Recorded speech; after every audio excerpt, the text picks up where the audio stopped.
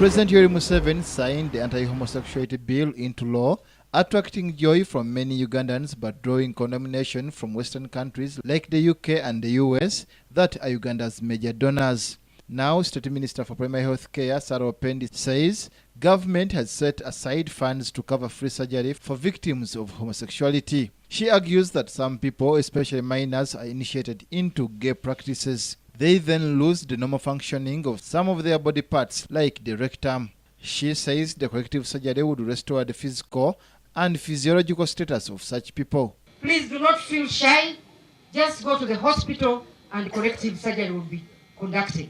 Do not sit out there and suffer in silence. The services are available. Opendi said many ministry programs, especially on HIV/AIDS, had suffered after donors cut funds, citing the enactment of the anti-homosexuality law. The donors say the law violates human rights.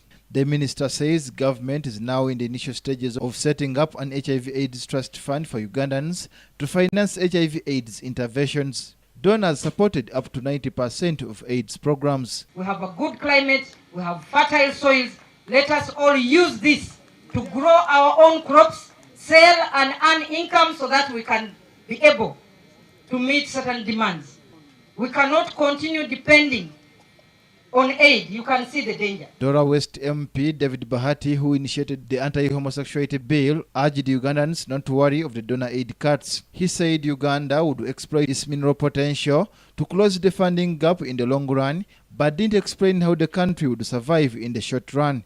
The oil that we have, which we are about to start drilling, can take us for 30 years. State Minister for Ethics and Integrity Simon Lokodo says a program to sensitize people on the anti-homosexuality law will soon be rolled out as implementation begins. Some prominent Ugandans and gay rights activists have petitioned the Constitutional Court seeking an injunction on the enforcement of the law. This as they await the full hearing of another petition to strike down the law, saying it's unconstitutional.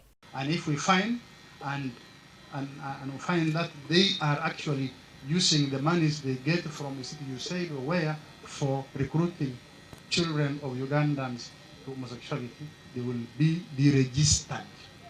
The ministers were speaking in Toro district at a ceremony convened by religious leaders to thank President Yoweri Museveni for signing the controversial anti-homosexuality bill into law. This report was compiled by Kitimbo Thomas for NBS Television Sunset.